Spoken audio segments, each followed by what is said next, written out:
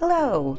And as is becoming typical with my videos, I am not going to clean off my desk fully because I have a lot of stuff to make and I need to be able to just go right into making things.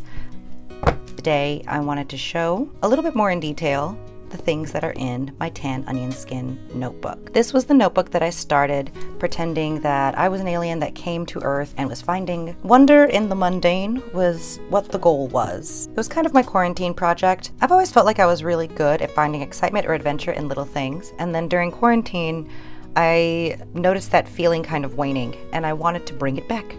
So I started this project. At first it began with things that I was just making up, and some of the stuff I thought I would make up, and then some of the stuff have it be real stuff, so we'll see.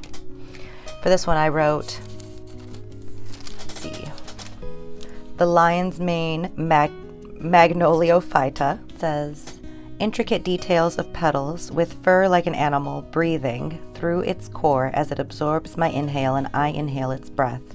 Experiment 1. Solitude with the flower, slowing my heart rate and breath to match encased in a glass box. Note, does it see my minuscule details in the same way? I feel it search my roots for what often stays unseen. I choose to allow it. I wrote transparency in all things. And then I have a little code that is there for myself. Observations on lunar Persephone. Filling with the water of the earth into a large swollen belly, I get thirsty as she empties and heavy as she fills. Experiment 1. I will drink as she drinks and shed as she sheds. I will hide away into my own dark. Query. What do we find in the dark? Hypothesis.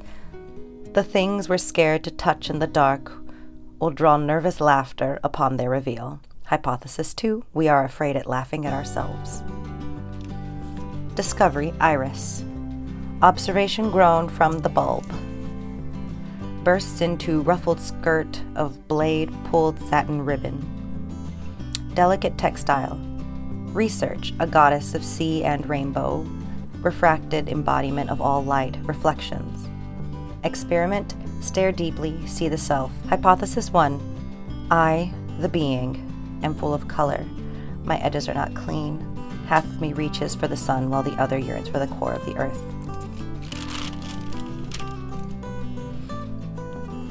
Observation, the midnight crow and daylight seeking white and yellow flower crow poison. Hypothesis, called as such after growing wings, wanting to get closer to the glimmer of the stars. The jealous sun, feeling scorned, shone hotter, marking the tallest white flowers with streaks of yellow. After learning of the limitations of atmosphere, the crow collects shining reminders that beauty can be found in all things. This one, anomaly orchid. I can only deduce that the orchid was born of two differently sexed humans whose adoration for each other spread into rounded petals, blend of yonic and phallic, forever bound in embrace as one.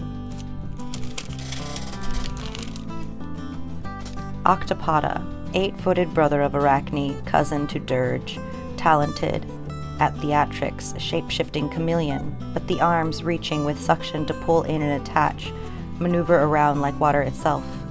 Experiment 1. What are my own 8 arms, and for what do they reach? Hypothesis. All things capable to create and nature. Experiment 2. What shape and color do I adopt when possible? Hypothesis. Despite the limitations of this body, I choose the shape of myself. Dissected daffodil. Bound together teacup and saucer with stiff leaves to stir nectar. Resting pool for the bees and refreshment for the birds. We wonder why they've been welded together. We wonder why we can only utilize the cup but not the saucer. Hypothesis. Is this to prioritize hydration or to keep us feeding from our hands?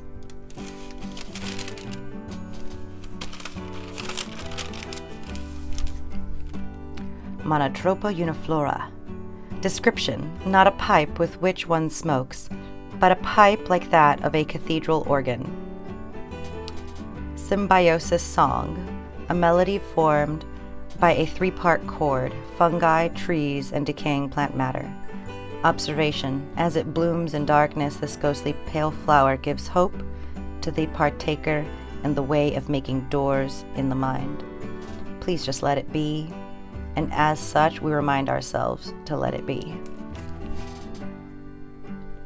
This one was Daisy, or Day's Eye. From the eye it sprouted upon looking at the sun, association, hope, joy. Appears as though a tiny sun within an eye, locked in around stem, similar to a nerve. Do not strike a nerve. Does this mimic the sun? Does it show the ever-bursting, burning, collapsing, and expansion? And then I haven't written on the next ones, but I'll go ahead and show you the pictures. I have a paper wasp that I still need to write for. And then I started feeling silly with it.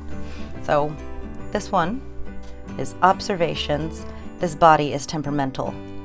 I used a picture from Grey's Anatomy, and I wrote some of them. Wrote a thing that comes, and we travel down these roads searching for a more and more isn't. I wrote here, we travel down these roads searching for more and more isn't. I don't know what I meant by the isn't, but I think it's better that way. This one, aorta, and this one, inferior vena cava. And I wrote, these two are curmudgeons with an ulterior motive. This one is the place where secrets are kept, the diaphragmatic area. I wrote, regrets do not pass here. Monolaminate by stasis, and then closeted monolaminate. I was just making a joke. Second lumbar transverse process, ureter. This is Lazarus the dominant, and this is passive Laz. This says difference between life and death. Trial 1. After careful tracking of this body, and when the physical, mental, and emotional excel, rather than experience complications, it is apparent that the human body requires an elaborate balance that seems difficult to acquire unless the human is dedicated solely to its own survival at its maximum potential. Pursuing any other endeavor or interest results in the neglect and lack. Question: there is a fourth aspect of the spiritual body, apparent to the human in a separate plane. How does that fit?